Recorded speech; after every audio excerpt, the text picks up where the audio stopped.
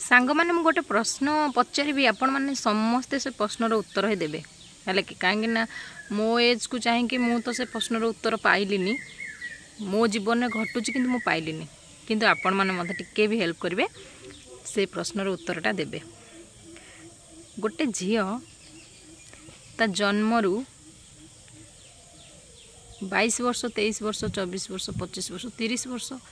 एमती कि 35 वर्ष भी हो पारे जो मैंने जॉब कर 35 वर्ष भी हो पारे जेहेतु 35 वर्ष हवा जाए बाप घर से एत अधिकार थाए जदि से झी मथार थे सिंदूर हाथ में थे शंखा लगी जाए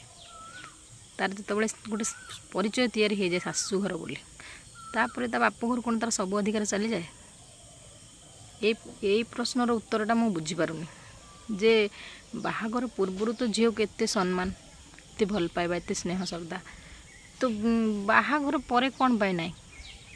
कौन झील पूरा पर हो जाए।